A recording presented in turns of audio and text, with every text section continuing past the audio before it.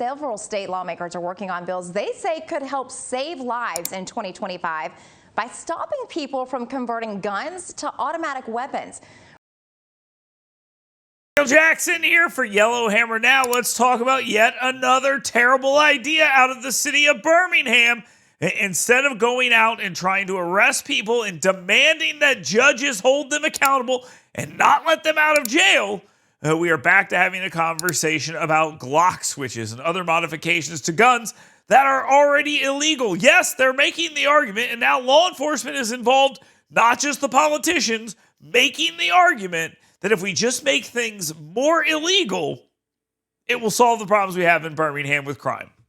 Many of our homicide cases where we've been able to look into evidence, we've seen facts that lead us to believe that the shooter or shooters had some sort of Glock switch or machine gun conversion device. So we need this immediately. Officer Truman Fitzgerald says too often criminals are using Glock switches and bump stocks. These dangerous devices convert semi-automatic guns to fully automatic weapons. While federal law bans the devices, Fitzgerald says they limit local law enforcement. The federal charges have some elements in those statutes that makes it difficult for us to build cases. A state law, we hope, would have a little bit more easier language when it comes to fulfilling the elements needed to obtain a warrant. Right now, state lawmakers are putting multiple bills on the table ahead of next year's legislative session. House Bill 26 would make it illegal to have a Glock switch in Alabama. House Bill 12 and House Bill 51 both create penalties for anyone who has, sells, or uses a bump stock or a Glock switch. House Bill 12 covers the entire state, while House Bill 51 covers Birmingham. You know what you never hear from people inside the city of Birmingham and their government and their law enforcement?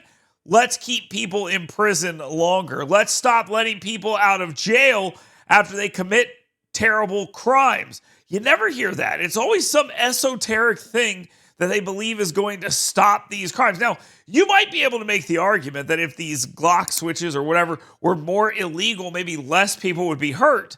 But it doesn't change the people who are committing the crimes in the first place. They're the problem. They need to be locked in cages. That's what the people of Birmingham need to be talking about. The mayor needs to be talking about it. The police chief needs to be talking about it. The people need to be demanding it. But instead, we're getting excuses as to why these things are happening. The reason these things are happening is that people are committing multiple crimes and then staying on the street to commit more crimes. We all know that. Start addressing that problem, and we will see some changes in the city.